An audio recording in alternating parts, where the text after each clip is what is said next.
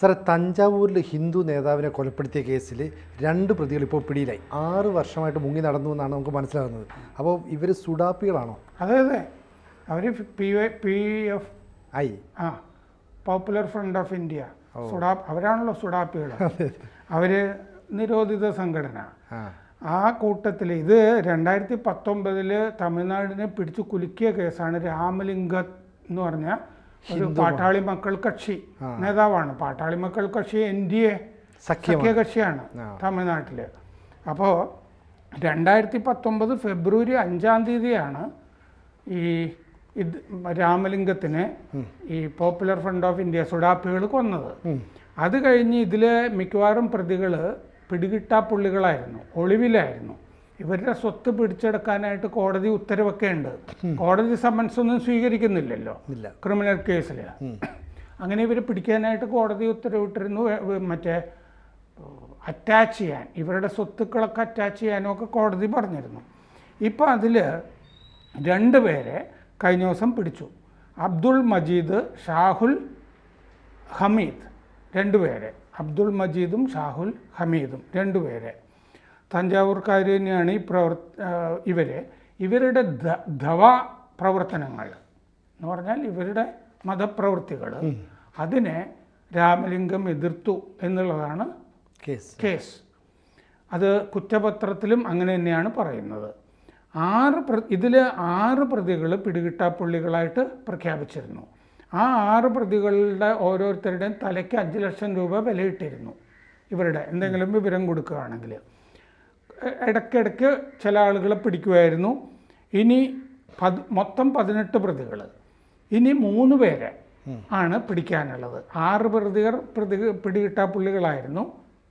നേരത്തെ 2-3 പേര് പിടിച്ചിരുന്നു. ഇപ്പോൾ 2 പേരും കൂടി പിടിച്ചിട്ടുണ്ട്. ഇനി 3 പേരെ കിട്ടാനുണ്ട്. അപ്പോഴേ 18 തികയുള്ളൂ. അപ്പോൾ ഇന്നലെ NIAയുടെ റെയ്ഡുകൾ തമിഴ്നാട്ടിൽ വ്യാപകമായിട്ട് ഈ PFI കേന്ദ്രങ്ങളിലൊക്കെ ഉണ്ടായിരുന്നു. ഈ 2022 ഡിസംബർ 12-ന് NIA കോടതിയാണ് പിടികിട്ടാപ്പുള്ളികളായി ഇവരെയൊക്കെ പ്രഖ്യാപിച്ചിരുന്നത്. ഇവർ സമൻസ് പറ്റിയില്ല, നേരത്തെ പറഞ്ഞ പോലെ. 2021 റഹ്മാൻ സാദിഖ് എന്ന് പറഞ്ഞൊരാളാണ് ഇത് ആസൂത്രണം ചെയ്തയാളെ പിടിക്കുന്നത്. 2021 ഈ സംഭവം നടന്ന് 2 കൊല്ലത്തിന് ശേഷം ആണ് അയാളെ പിടിക്കുന്നത്. 2019 മാർച്ച് 7-നാണ് കേസ് NIAക്ക് വിട്ടത്. NIA അന്വേഷിച്ച് തുടങ്ങിയത്. അത് കഴിഞ്ഞ് 2019 മെയ്യിൽ 20 സ്ഥലങ്ങളിൽ റെയ്ഡ് നടന്നു.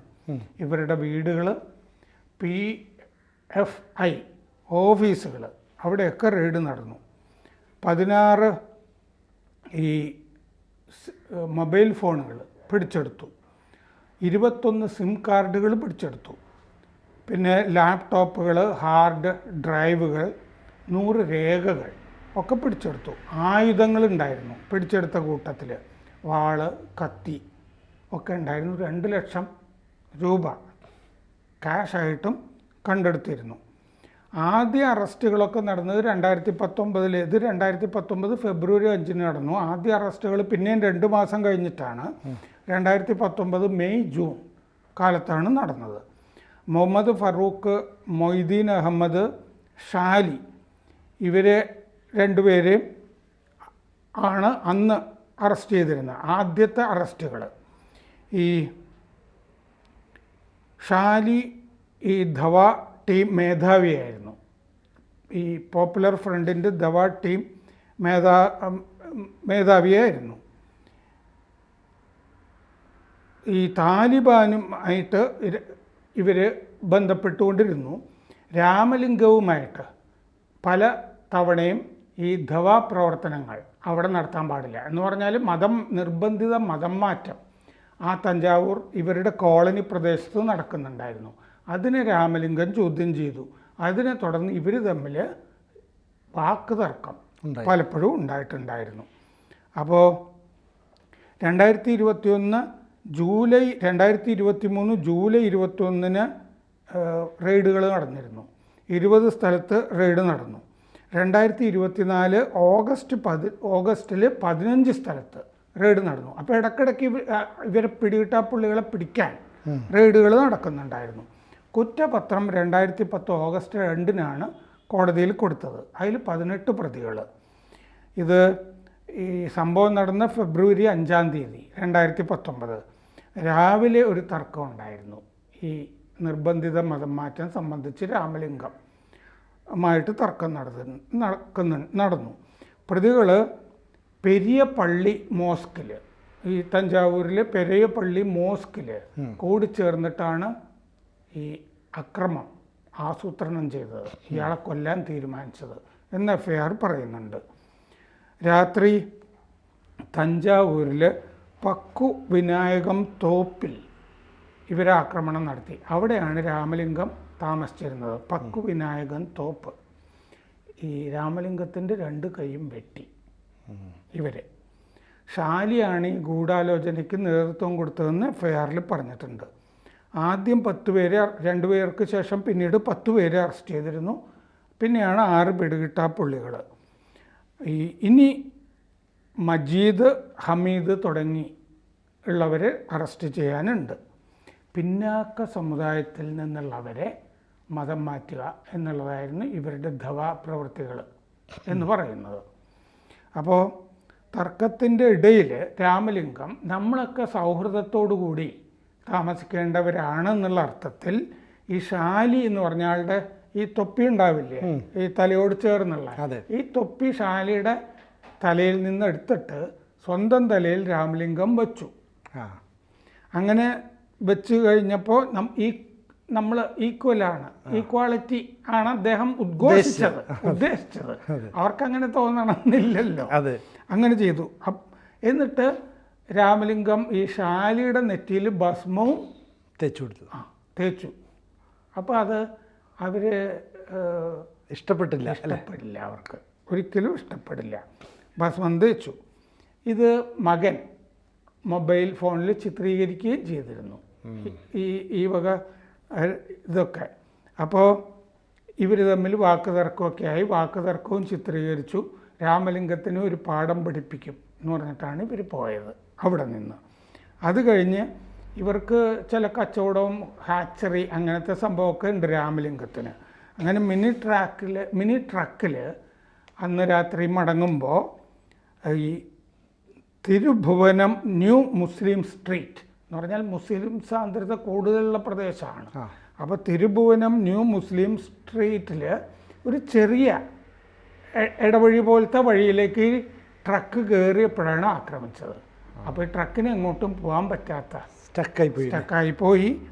അത് കഴിഞ്ഞ് ഈ ഒരു മാരുതി സ്വിഫ്റ്റ് ഡിസയർ ഇതിനെ കുറുകെ കൊണ്ടിട്ടു. അപ്പോൾ പോകാനും പറ്റില്ല.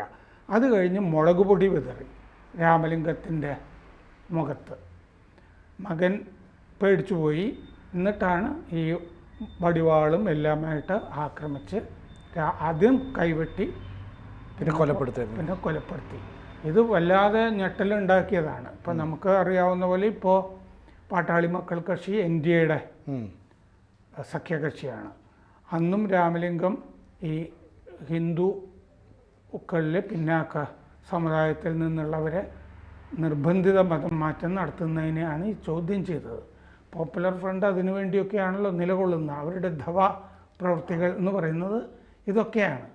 അപ്പോൾ രണ്ടുപേരെയും കൂടി പിടിച്ചതോടുകൂടി ഇതിപ്പോൾ ഒരു വഴിത്തിരിവിൽ എത്തി. ഇനി 18 പേരിൽ ഇനി 3 പേരും കൂടി ബാക്കിയുണ്ട്. അപ്പോൾ ഈ പോപ്പുലർ ഫ്രണ്ട് പ്രവർത്തകർ എന്ന് പറയുന്നത് അവരെ എല്ലാവരും പേടിക്കുന്നത് എന്താ വെച്ചാൽ അവർ ക്രൂരമായ രീതിയിലാണ് ആളുകളെ ഉപദ്രവിക്കുന്നത്. അപ്പോൾ വെട്ടിക്കൊലപ്പെടുത്തുകയാണെങ്കിൽ പോലും ആദ്യം അയാളെ അംഗഭംഗമൊക്കെ വരുത്തിയിട്ട്. അപ്പോൾ അത് കേരളത്തിലായാലും തമിഴ്നാട്ടിലായാലും മറ്റേതിടത്തായാലും ഇവരുടെ ഒരു ശൈലി ഇതാണ്, അല്ലെ ഒരു താലിബാനിസം ഇതിലേക്ക് ഇൻജെക്ട് ചെയ്യപ്പെടുകയല്ലേ. അതിപ്പോൾ സിനിജി പോപ്പുലർ ഫ്രണ്ടിൻ്റെ കാര്യമല്ലേ പറഞ്ഞു. അതെ, അപ്പോൾ 1921 മാപ്പിളകളുടെ കാലത്തോ അന്നു മുതലേ ഉള്ള സാധനമാണ്. അത് പേര് മാറി വരുന്നേ ഉള്ളൂ. അതങ്ങനെയാണ്, എന്നും അങ്ങനെയായിരുന്നു. അപ്പോൾ പേര് മാത്രമാണോ മാറിയത്? അത്രയേ ഉള്ളൂ. ഓരോന്നും ഇങ്ങനെ മാറി മാറി വരുന്നു എന്ന് മാത്രമേ ഉള്ളൂ. ഗർഭിണികളെ കുത്തിയിട്ടില്ലേ എന്ന്? അതെ, മാപ്പിളകളുടെ കാലത്തൊക്കെ അതിഭീകരമായിട്ടല്ലേ കൈകാര്യം ചെയ്തിരിക്കുന്നത്. അതെ, ഇപ്പോൾ തൂർ കിണർ എന്ന് പറഞ്ഞ സംഭവം ആ കാലത്ത് 32 പേരെ ഹിന്ദുക്കളെ കൊണ്ടുവന്നിട്ട് ഈ ശിരച്ഛ അത് കിണറിന്റെ ആൾമറ എന്നല്ലേ പറയും. അതെ അതെ അത് അവിടെ കൊണ്ട് ഇരുത്തിയിട്ട് അങ്ങോട്ട് താഴ്ത്തിട്ട് ഈ വെട്ടുകരുതി തലയല്ലേ കണ്ടിച്ചത്. അപ്പോൾ എല്ലായ്പ്പോഴും കാലം കഴിഞ്ഞു അവിടുന്ന് തലയോട്ടികൾ എണ്ണിയിട്ടുണ്ടല്ലോ. അപ്പോൾ ഈ എല്ലായ്പ്പോഴും ഇങ്ങനെ ക്രൂരമായ പ്രവൃത്തി ചെയ്യുന്ന ഒരു സംഘടനയെ നിരോധിച്ചു, എന്നിട്ടും അതിൻ്റെയൊക്കെ ആളുകൾ ഇപ്പോഴും ബാക്കിയുണ്ടെന്ന് സംശയം നിലനിൽക്കുന്നത്. അപ്പോൾ നമ്മുടെ ഈ രഹസ്യാന്വേഷണ ഏജൻസി അല്ലെങ്കിൽ ഈ ഇൻ്റലിജൻസ് ബ്യൂറോ ഇവരൊക്കെ ഇത്തരം ആളുകളെ ഇനിയും നിരീക്ഷിക്കുന്നുണ്ടോ? കാരണം ഇവർ പലയിടത്തും നുഴഞ്ഞു കയറിയിട്ടുണ്ടാവില്ലേ? അവർ നുഴഞ്ഞു കയറിയിട്ടുണ്ട് എന്നൊക്കെയുള്ള കാര്യങ്ങളൊക്കെ അറിയാമായിരിക്കും. കുറേ ആളുകൾ മാർക്സിസ്റ്റ് പാർട്ടിയിലുമൊക്കെ നുഴഞ്ഞു കയറിയിരുന്നല്ലോ. അങ്ങനെയാണല്ലോ ഈ മറ്റേ എന്താണ് മതത്തെ പരിപോഷിക്കുന്ന വർത്തമാനമൊക്കെ അതിലേക്ക് മാറ്റുന്നത്. മറ്റേ നേതാക്കളൊക്കെ അവരുടെ പറഞ്ഞുകൊണ്ടിരുന്നത് കഴിഞ്ഞ ലോക്സഭാ തെരഞ്ഞെടുപ്പ്. അതെ അതെ, ഇപ്പൊ സംഗതി വേറെ. ഇപ്പൊ സ്വിച്ച് ഇട്ട് അത് നിർത്തി. ഇപ്പോ കാന്തപുരത്തിനൊക്കെ എതിരാണ്. അതെ അതെ, ഇപ്പോ അവര് പറയുന്നതിനൊക്കെ എതിരാണ്. ഒരുമിച്ചുള്ള വ്യായാമം പറ്റില്ല എന്ന് പറഞ്ഞപ്പോഴും ഒക്കെ അതിനൊക്കെ എതിർപ്പാണ് എല്ലാം. ഇപ്പൊ അവരാണ് മുൻപന്തിയിൽ എതിർക്കാൻ. അപ്പൊ ഈ ഇങ്ങനെയുള്ള സംഘടന പോയ ഈഴവ വോട്ടുകളൊക്കെ തിരിച്ചു പിടിക്കണ്ടേ? അതെ, അപ്പൊ ഇങ്ങനെയുള്ള സംഘടനകളുമായി കൂട്ടുകൂടാ. അപ്പൊ യോഗനാഥത്തിൽ ഇത്തവണ ഒരു ലേഖനമുണ്ട്. ഈ ഈഴവരുടെ മരണവീടുകളിൽ പോയിട്ട് CPM-കാർ ഇപ്പൊ മുദ്രാവാക്യവും കൂടി വിളിക്കുന്നുണ്ട്. വോട്ടുകൾ ചോർന്നു പോയതുകൊണ്ട്. അത് ഈ കൊല്ലം ആലപ്പുഴ മേഖലയിൽ എവിടേക്കോ 1-2 വീടുകൾ അങ്ങനെ ചെയ്തു. അത് തർക്കത്തിലേക്ക് വരെ നീണ്ടു. കാരണം അവരുടെ മതാചാരത്തിലേക്ക് വരാതെ ഇത്തരം മുദ്രാവാക്യങ്ങളൊക്കെ വിളിക്കുന്നത് ഞങ്ങളുടെ പാർട്ടി പ്രവർത്തനമാണെന്ന് പറഞ്ഞിട്ടില്ല. അതിനെതിരെ ഒരു ലേഖനം യോഗനാഥത്തിലുണ്ട്. കൂടുതൽ വാർത്തകളും വിശേഷങ്ങളും നിങ്ങളിലേക്ക് എത്താൻ ABC മലയാളം സബ്സ്ക്രൈബ് ചെയ്യുക, ബെൽ ബട്ടണും അമർത്തുക.